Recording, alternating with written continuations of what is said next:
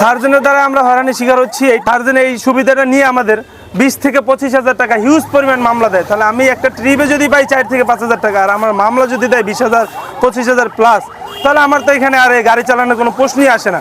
সেই ক্ষেত্রে আমাদের কেন্দ্রীয় যে নির্দেশনা আসছে যে সকল হয়রানি মুক্ত হতে হবে আমাদের। আমরা মানব সেবায় সবসময় আমরা 24 ঘন্টায় সার্ভিসে আসি। আমাদের এই সেবাগুলো যদি তারা বাস্তবায়নে নেয় তাহলে আমরা গাড়ি চালাবো, নয়তো 12 তারিখ থেকে আমরা অনির্দিষ্টকালের জন্য ধর্মঘট ডাকছি। সারা বাংলাদেশব্যাপী গাড়ি বন্ধ থাকবে। অ্যাম্বুলেন্স কিন্তু আয়কর চাচ্ছে। আমরা মানব সেবায় আমরা এখানে আমাদের আয়কর যদি আমরা দিতে যাই, আমাদের একটা 71 সিরিয়ালের কাগজের একটা গ্যাপ আছে। যেমন আমরা 2 বছর কাগজ করি নাই, আমাদের আয়করটা হিউজ পরিমাণ এসে যায় 1 থেকে 1.5 লাখ টাকা। সেটা যদি সরকার কমিয়ে আয়কর মুক্ত করে দেয় তাহলে আমরা কাগজ করতে পারি 20 থেকে 25,000 টাকার ভিতরে। তাহলে আমাদের সাধারণ একটা পাবলিক একটা গাড়ি কিনে মানুষ সেবায় এসে যদি এত টাকা আয়কর দিয়ে আমাদের ব্যবসা করতে হয়, সেই ক্ষেত্রে আমরা কাগজ করতে পারি না। আজকে আমরা চাচ্ছি এটা যে সারা বাংলাদেশ ব্যাপী আমাদের পাথরঘাটা জেলাব্যাপী এগুলো জানুক মানুষ, যে আসলে আমরা তো হুট করে অ্যাম্বুলেন্স বন্ধ করে দেওয়া পসিবল না। তাহলে মানুষ জানুক যে আমরা কিসের জন্য র্যালিটা দিচ্ছি।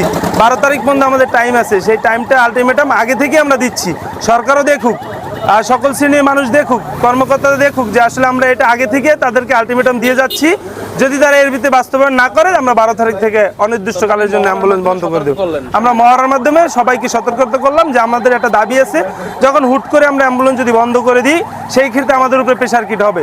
সেই থেকে আগাম থেকে আমরা তাদেরকে জানিয়ে দিলাম যে আমরা 12 তারিখ থেকে আমাদের যদি বাস্তবায়ন দাবি যদি না হয় তাহলে আমরা 12 তারিখ থেকে আলটিমেটাম বন্ধ সারা বাংলাদেশ ব্যাপী। বেতন, রোড খরচ, অন্যান্য ব্যাপার দিয়ে আমরা খুব বিপদে আছি।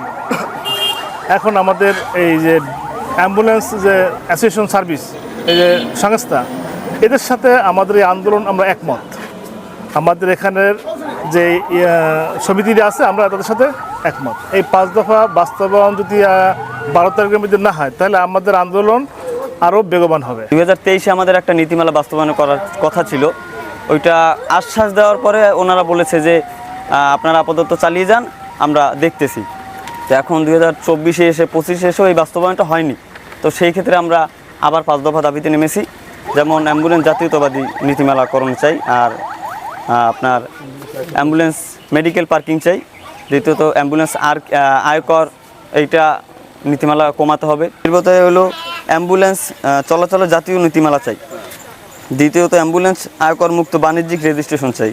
তৃতীয়ত দেশের সকল রাস্তা ও সেতু ফেরি টোল ফ্রি চাই। চতুর্থ অ্যাম্বুলেন্স 8 সিটের আসন চাই আমরা অনুমোদিত।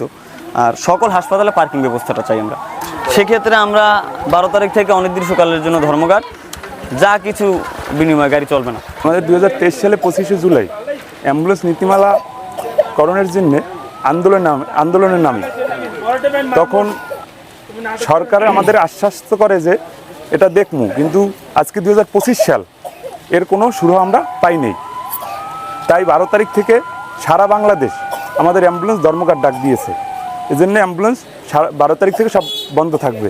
হ্যাঁ, এখনও রোগী চলমান, রোগী হইলেই আমাদের অ্যাম্বুলেন্স সার্ভিস নিয়োজিত আছে। মূলত 12 তারিখ থেকে পাবে না। 12 তারিখ থেকে আমাদের দাবি যদি না মানা হয়, অ্যাম্বুলেন্স অনির্দিষ্টকালের জন্য বন্ধ থাকবে।